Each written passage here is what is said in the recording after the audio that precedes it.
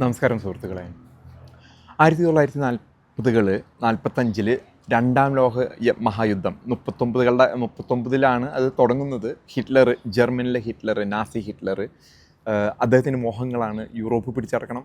Europe മൊത്തം പിടിച്ചെടുത്ത് പറ്റുകയാണെങ്കിൽ ആ സോവിയറ്റ് യൂണിയനും കൂടി. സ്റ്റാലിനാണ് സോവിയറ്റ് യൂണിയനിലിരിക്കുന്നത്. സോവിയറ്റ് യൂണിയനൊക്കെ പതറാന്ന് പറഞ്ഞാൽ ഫ്രാൻസ്, യു കെയിൽ വിൻസൻ ചർച്ചിൽ തൊട്ട് എല്ലാവരും പകച്ചിരിക്കുന്നത്. കാരണം അത്രമാത്രം മുന്നേറ്റവുമായിട്ടാണ് ഈ പറയുന്ന ജർമ്മനി വരുന്നത്. ജർമ്മനിയോടൊപ്പം തന്നെ ജപ്പാൻ സഹായിക്കാനുണ്ട്, ജപ്പാനുമുണ്ട്, ഇറ്റലി പോലെയുള്ള രാജ്യങ്ങളും ഇതിനെ സഹായിക്കാനായിട്ട് രംഗത്തുണ്ട്.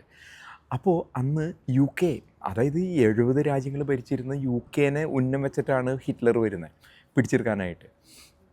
അങ്ങനെ ഒരു സാഹചര്യത്തിൽ യു കെ പെട്ടുപോയി. പക്ഷേ പണ്ട് മുതൽ അമേരിക്കയുമായിട്ടുള്ള ആ ഒരു അടുത്ത ബന്ധം, കാരണം ലോകത്തിലെ ഏത് രാജ്യങ്ങൾ തമ്മിൽ അടികൂടിയാലും യു കെയും അമേരിക്കയിൽ എന്ന് പറഞ്ഞാൽ അത്ര ഇതായിരുന്നു. അന്ന് യു കെനെ രക്ഷിച്ചെടുക്കുന്നത്, അതിന് കാരണമായിട്ട് പറയുന്നത് പേൾ ഹാർബറാണ്. ജപ്പാൻ കൊണ്ടുവന്ന് പേൾ ഹാർബർ എന്ന ഹവായ് ദ്വീപുകളിൽ, അമേരിക്കയുടെ ഹവായ് ദ്വീപുകളിൽ കൊണ്ടുവന്ന് ഒരു ബോംബിട്ട് ഒരു കപ്പൽ മുക്കി കളഞ്ഞു.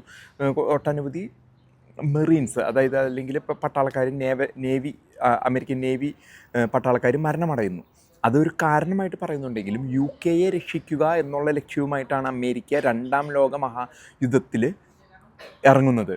ഒപ്പം തന്നെ യൂറോപ്പിലെ ഒട്ടനവധി രാജ്യങ്ങളെയും 27-28 രാജ്യങ്ങൾ ഉള്ള രാജ്യങ്ങളെ ഒക്കെത്തിനെയും സംരക്ഷിച്ച് പോകുന്നത്. കാരണം റഷ്യയിൽ സോവിയറ്റ് യൂണിയൻ ആയിരിക്കുന്ന സമയത്ത് ഈ രണ്ടാം ലോക മഹായുദ്ധത്തിന് ശേഷം സോവിയറ്റ് യൂണിയൻ ആഗ്രഹങ്ങളുണ്ടായിരുന്നു.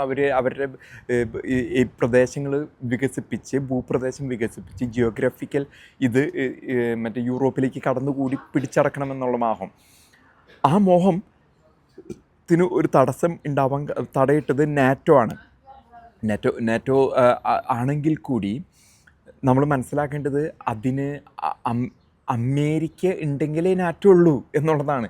കാരണം യൂറോപ്പിലെ ഓരോ രാജ്യങ്ങൾ, ഫ്രാൻസ്, ജർമ്മനി, അതല്ലെങ്കിൽ സ്പെയിൻ, ഇറ്റലി പറയുന്ന രാജ്യങ്ങളൊക്കെ എടുത്തു കഴിഞ്ഞാൽ നമ്മുടെ ഓരോ സംസ്ഥാനങ്ങളുടെ അത്ര ജനസംഖ്യയില്ല. അതിന് പിടിച്ച് അവരിൽ പണമുണ്ട് എന്നുള്ളത്, ടെക്നോളജിൻ്റെ പണമുണ്ട്, സായിപ്പാണെന്നല്ലാതെ വേറെ ഒന്നും അവരുടെ കയ്യിലില്ല.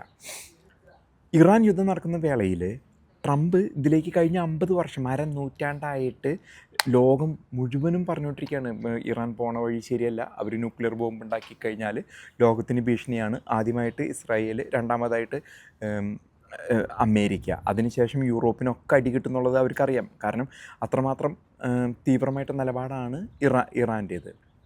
അതിൽ നിന്നും രക്ഷപ്പെടുന്നതിന് വേണ്ടിയിട്ട് അരനൂറ്റാണ്ട് യൂറോപ്പോ അമേരിക്കയോ ആരും തന്നെ ഇതിനെതിരെ ഒരു ചെറുവിരൽ അനക്കിയില്ല.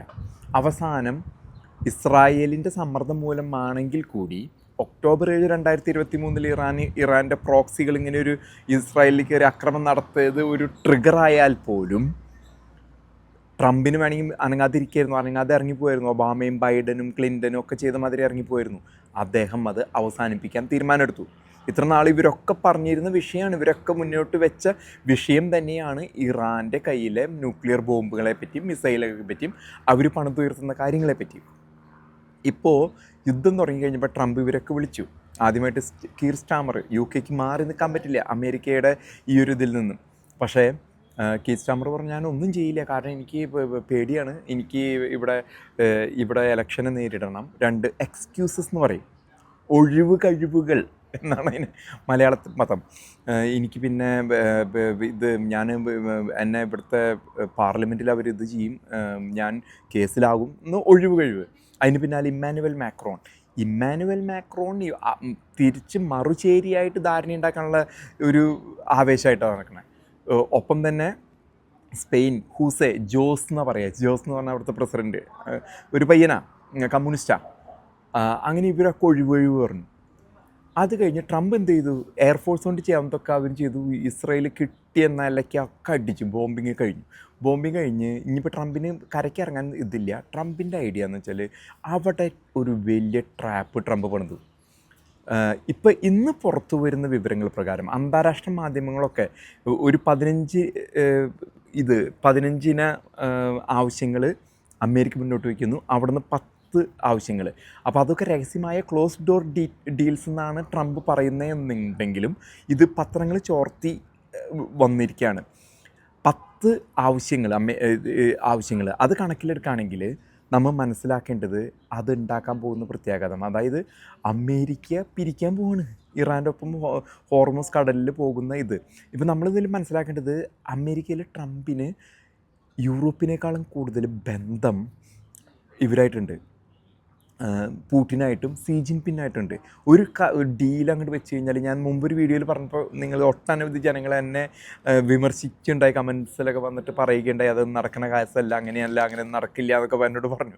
പക്ഷെ എന്നിരുന്നാൽ കൂടി സി ജിൻപിന്നിൻ്റെ ഒരു ഡീൽ കൊടുക്കുകയാണ്, ആ ഭാഗം നിങ്ങൾ ഏറ്റെടുത്തോ. തായ്വാൻ്റെ ഒരു ചെറിയ ദ്വീപ് എന്താ ഞങ്ങൾക്ക് വേണ്ട, അമേരിക്കയ്ക്ക് ആവശ്യമില്ല. ട്രംപ് കണക്ക് നോക്കുന്നവനാണ്, ട്രംപ് കണക്കിൽ കളിക്കുന്നവനാണ്. തായ്വാൻ പിടിച്ചെടുത്തോ എന്ന് പറഞ്ഞു. കാരണം അമേരിക്കയ്ക്ക് ഇത് വെച്ചുകൊണ്ടിരുന്നിട്ട് ഒരു കാര്യമില്ല. തായ്വാൻ എടുത്തോ, ആ ഭാഗത്തുള്ള ജപ്പാനെ പറ്റിയ ജപ്പാൻ എടുത്തോ. ജപ്പാൻ അമേരിക്ക ഇല്ലെങ്കിൽ ആരാ ഡിഫെൻഡ് ചെയ്യണേ? ജപ്പാൻ ആര് ഡിഫെൻഡ് ചെയ്യും? സൗത്ത് കൊറിയനെ ആര് ഡിഫെൻഡ് ചെയ്യും?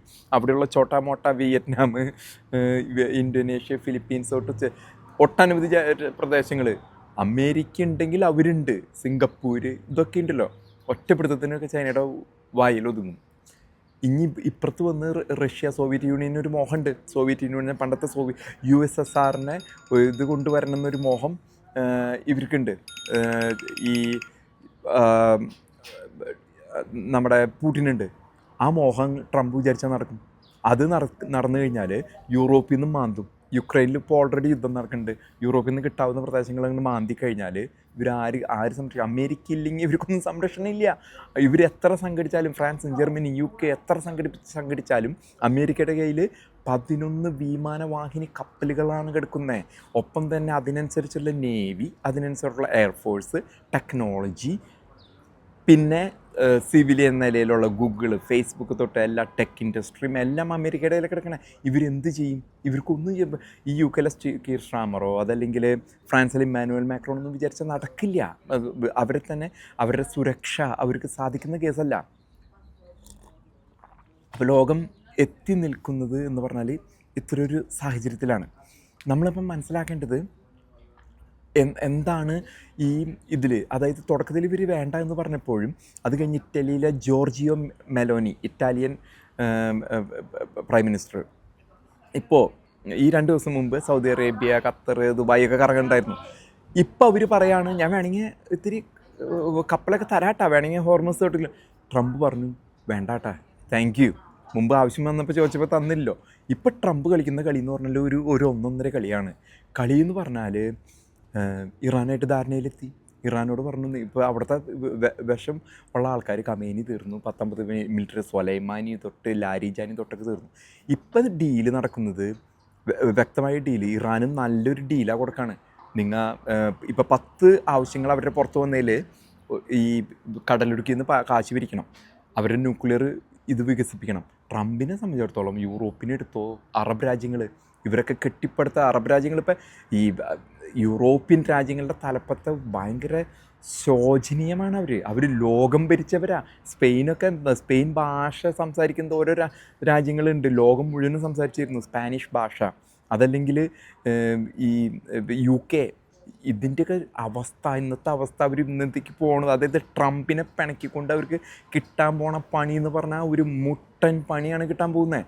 അവർക്ക് ഇതിൽ സംഭവിക്കാൻ പോകുന്ന കാര്യങ്ങൾ എന്ന് പറഞ്ഞാൽ UK കയ്യേറും, കുടിയേറ്റക്കാരും.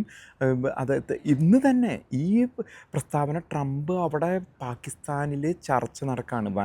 JD വാൻസ്, അമേരിക്കനെ പ്രതികരിച്ച് JD Vance, Steve Witkoff, Brad Cooper, central command CENTCOM എന്ന് പറയും ആ പ്രദേശത്തെ ബ്രാഡ് കൂപ്പർ, പിന്നെ മരുമകൻ ജെറാഡ് കുഷ്ണർ, ഇവർ 4 ആൾ അമേരിക്കനെ പ്രതികരിക്കുന്നു. ഇറാനെ പ്രതികരിക്കുന്നത് ഒന്ന് അബ്ബാസ് അരിഗിച്ചി, അവരുടെ വിദേശകാര്യമന്ത്രി, പിന്നെ മുഹമ്മദ് ബാൽഗർ സൊലിയാനി, പിന്നെയുള്ളത് അങ്ങനെ 4 ആൾക്കാർ ഇവരും പ്രതിനിധീകരിക്കുന്നു. സെഷൻ പങ്കെടുക്കുന്നില്ല. ഇവർ 4 ആൾ ചർച്ച ചെയ്ത ഒരു ധാരണയിൽ എത്തിക്കഴിഞ്ഞാൽ പാകിസ്ഥാനിലേക്ക് പോയിക്കൊണ്ടിരിക്കുകയാണ് ഇത് നമ്മുടെ JD വാൻസ്. ഇപ്പോൾ ഞാൻ പറഞ്ഞ മണിക്കൂറുകൾക്കുള്ളിൽ അവിടെ ചർച്ച തുടങ്ങാൻ പോവാണ്. അവർ പറയുന്നത് നിങ്ങൾ ന്യൂക്ലിയർ ഉണ്ടാക്കിക്കോ, നിങ്ങൾ ചുങ്കം പിരിച്ചോ, നിങ്ങൾ ആ പ്രദേശത്ത് കാര്യങ്ങൾ നിങ്ങൾ നോക്കിക്കോളാൻ ഇറാനോട് സമ്മതിച്ചു കഴിഞ്ഞാൽ ട്രംപിനെ സംബന്ധിച്ചോളം യുദ്ധത്തിൽ ഇറങ്ങണ്ട. അവിടുത്തെ കാര്യങ്ങൾ യൂറോപ്പിൻ്റെ സംരക്ഷണം നോക്കില്ല, ഏഷ്യയിലുള്ള ജപ്പാൻ്റെയും സൗത്ത് കൊറിയയുടെയും സംരക്ഷണം വിട്ടുകളയുക, അവിടുത്തെ ചോട്ടകളുടെ സംരക്ഷണം വിട്ടുകളയുക, പിന്നെ അറബ് രാജ്യങ്ങളിൽ സൗദി അറേബ്യയുടെ മാത്രം സംരക്ഷണം ചിലപ്പോൾ ഇയാൾ സൗഹൃദത്തിൻ്റെ പേരിൽ ചെയ്തു. അതില്ലാന്നുണ്ടെങ്കിൽ ഗൾഫ് തീർന്നു, യൂറോപ്പും തീർന്നു. ഈ അതായത് നമ്മൾ ആലോചിക്കേണ്ടത് നെപ്പോളിയൻ 250 വർഷം മുമ്പ് ഭരിച്ച നെപ്പോളിയൻ, മുസോലിനിയുടെ ഇറ്റലി, UK, വിൻസൻ ചർച്ചിലിൻ്റെ UK, രാജ്ഞി ഒക്കെ എലിസബത്ത് രാജ്ഞിയുടെ UK, ഇതൊക്കെ ഇല്ലാണ്ടായി അവരുടെ ചെറിയൊരു ഇതിൻ്റെ പേരിൽ. ഇന്ന് അതായത് പല യൂറോപ്യൻ നേതാക്കന്മാരും പന്തം കണ്ട പെരിഞ്ചായയുടെ പോലെ അവരുടെ മുഖം തന്നെ. അവർക്ക് ഒരു തലമുറ അവർക്ക് ഉണ്ടാക്കി കൊടുത്ത ആ ഒരു പ്രൗഢിയും പ്രതാപവും എന്താണെന്ന് മനസ്സിലാക്കുന്നില്ല. വോക്ക് മൂവ്മെൻറ്റ്, ഇടതുപക്ഷ ചിന്താഗതികൾ, അയ്യോ പാവം കളികൾ, അതവരില്ലാണ്ടാക്കുന്ന ഇതാണ്. അതായത് നിങ്ങൾക്ക് ആ ഒരു നില കൊണ്ട് നടക്കണം, യൂറോപ്പിൻ്റെ നിലം കൊണ്ട് നടക്കണമെങ്കിൽ ഡിഫെൻഡ് ചെയ്ത് നിൽക്കേണ്ടി വരും. ഇറാൻ ഇല്ലാണ്ടാക്കേണ്ടതായിരുന്നു.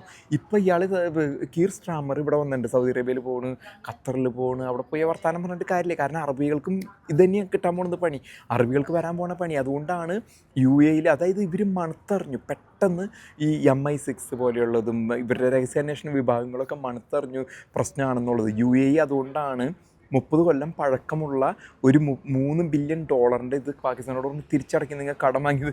കാരണം അവർ അറിഞ്ഞു, കാരണം പാകിസ്ഥാൻ ഇതിനിടയിൽ കിടന്നിട്ട് നല്ല മുട്ടം പണിയാണ് വെച്ചേക്കണേ. ഇറാനും അമേരിക്കയും കൂടി ചേർന്നു എന്ന് വിചാരിക്കും. ഒപ്പം ചൈനയുടെയും റഷ്യയുടെയും ഇതോടുകൂടി അമേരിക്കയുടെ ഇതിൽ ലോകത്തിൻ്റെ ഇതങ്ങടെ അവർ പിടിച്ചെടുക്കും, ലോക അധികാരം അവർ പിടിച്ചെടുക്കും. പിടിച്ചെടുത്ത് കഴിഞ്ഞിട്ടുണ്ടെങ്കിൽ സൗദി ചിലപ്പോൾ കാണായിരിക്കും, UAE ഒന്നും ഇല്ലാണ്ടാവും. അതുകൊണ്ടാണ് അവർ ഭയങ്കര രോക്ഷത്തിലാണ്. പാകിസ്ഥാൻ ഈ പണി വെച്ചു എന്ന് പറഞ്ഞിട്ടാണ് പാകിസ്ഥാൻ്റെ പിന്നാലെ പോയത്. അവിടെ